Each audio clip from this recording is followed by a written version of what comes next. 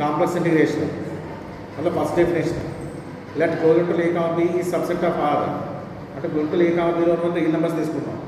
Next ఒక function తీసుకుంటున్నాం lambda comma అంటాం lambda function. Lambda function closure a b to R. ఈ set boundary variation అవ్వాలంటే ఒక కాన్స్టెంట్ ఎగ్జిస్ట్ అవ్వాలి ఎం గ్రేటర్ దాన్ 0. ఒక పార్టీషన్ కూడా exist for any partition P అంటే క్లోజర్ ఏ కామా పార్టీ ఏదో పార్టీషన్ తీసుకోండి. ఆ పార్టీషన్ ప్రాపర్టీ హోల్డ్ అవ్వాలి ఏంటంటే summation of k equal 1 to n gamma delta of t t k minus delta of t k minus 1 less than equal to m అవ్వాలి. అంటే పార్టీషన్లు ఒకే సబ్జెక్టులో elements తీసుకుని వాటి ఇమేజ్ కట్టాలి. ఇమేజ్ డిఫరెన్స్ క్యాలిక్యులేట్ చేయండి.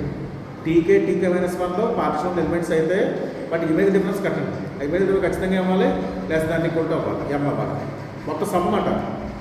పార్టీషన్లో ప్రతి 2 ఎలిమెంట్స్ తీసుకోవడం 1 2 2 3 4 4 5 ఎలిమెంట్స్ 5 6 ఎలిమెంట్స్ 7 8 ఎలిమెంట్స్ తీసుకోవడం వాటికి ఇమేజ్ డిఫరెన్స్ క్యాలిక్యులేట్ చేయడం వాటి సమ్మేషన్ కట్టడం.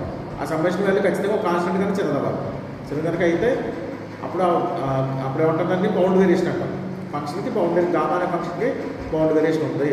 దాని symbol P of gamma of P అంటాం. అంటే పి అనే విత్ రెస్పెక్ట్ టు పి అనే పార్టీషన్ ఈ డెల్టా గామా ఫంక్షన్కి బౌండ్ వేరియేషన్ ఎగ్జిస్ట్ అయింది. ఇలాంటి బౌండ్ వేరియేషన్స్ అన్నింటికి ఏం చేస్తూ ఉంటే less than equal to m వచ్చింది కదా ఇంకో పార్టీషన్ తీసుకుంటాను. Less than equal to m2 వచ్చింది ఇంకో పార్టీషన్ తీసుకుంటాను. ఇమేజ్ డిఫరెన్స్ క్యాలిక్యులేట్ చేస్తాం. సమ్మేషన్ కడతాం. లెస్ దాన్ m3 అవన్నీ positive numbers less than equal to m1 m2 m3 m1 పాజిటివ్లో లార్జెస్ట్ ఫైండ్ అవుట్ చేయగలం కదా. ఆ లార్జెస్ట్ నెంబర్ని ఏమంటాం టోటల్ బౌండ్ వేరియేషన్ అంటాం. అంటే total bound variation of delta equal to supreme of bound variations. Bound వేరియేషన్లో ఏ సుప్రీమో దాన్ని మనం టోటల్ బౌండ్ వేరియేషన్ అంటాం. అర్థమైందా?